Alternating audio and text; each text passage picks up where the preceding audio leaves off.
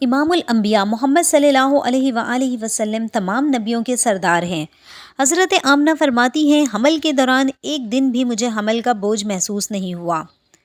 جس دن آپ کی پیدائش ہوئی، آپ کی والدہ کے سرہانے شفا بنت اسد موجود تھیں۔ یہ حضرت عبد الرحمن بن عوف کی والدہ ہیں۔ جس رات رسول خدا صلی اللہ علیہ وآلہ وسلم دنیا میں تشریف لائے، اس رات مکہ اور عرب کے لوگوں نے بہت سے عجائب اور مافوق الفطری چیزیں دیکھیں۔ عام الفیل والے سال میں عرب میں ایک روشن سورج طلوع ہونے والا تھا، جس کی بشارت کئی سو سال پہلے، ہزاروں سال پہلے نبیوں نے دے دی تھی۔ عرب میں ایسے ایسے واقعات ہونے لگے جو اس بات کی نشانی تھی، اس سال نبی آخر زماں مابعوث ہونے والے ہیں۔ اس سال بارش خوب ہوئی، فصلیں اگنے لگیں، پھلوں کی کثرت سے درخت جھولنے لگے، زمین سرسبز و شاداب ہو گئی، فصلوں میں اضافہ ہو گیا، نیز ہر چیز پہ بہار آ گئی، گویا یہ خوشحالی کا سال تھا۔ قریش نے ایسا موسم کبھی نہ دیکھا تھا۔ ایک روایت میں رسول اللہ صلی اللہ علیہ وآلہ وسلم نے فرمایا، میں ابراہیم کی دعا اور عیسیٰ ابن مریم کی بشارت ہوں۔ میری ماں نے ایک دن خواب میں دیکھا کہ ان کے جسم سے ایک ایسا نور نکلا جس سے شام کے تمام محلات روشن ہو گئے۔ جس رات نبی آخر زماں پیدا ہوئے، وہ رات ایک غیر معمولی رات تھی، جس کے متعلق آپ کی والدہ فرماتی ہیں، میں نے دیکھا مجھ سے ایک نور نکلا جس سے شام کے شہر بصرہ کے محلات روشن ہو گئے، اور چند ایسی خواتین دیکھیں دراز قد جیسے عبد مناف کی بیٹیاں ہوں۔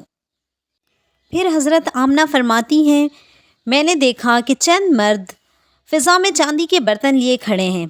حضرت عثمان کی والدہ فرماتی ہیں، میں اس رات آمنہ کے پاس تھی اور گھر میں ہر طرف نور محسوس کرتی تھی، اور ستارے قریب سے قریب تر ہو رہے تھے، یہاں تک کہ یہ گمان ہوا کہ یہ میرے اوپر گر پڑیں گے۔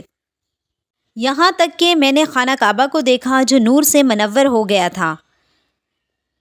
علامہ ابن جوزی نے لکھا ہے کہ جب رسول خدا کی ولادت ہوئی تو فرشتوں نے آہستہ اور اونچی آواز سے اعلان کیا، حضرت جبرائیل بشارت لائے اور عرش خوشی سے جھوم اٹھا، حوریں اپنے محلوں سے نکل کر ادب سے کھڑی ہو گئیں، رضوان کو حکم ہوا فردوس کو سجاد و آراستہ کر دو، نیز آمنہ کے گھر عدن سے پرندے بھیج دو جو اپنی چونچوں کے ذریعے موتیاں بکھیر دیں۔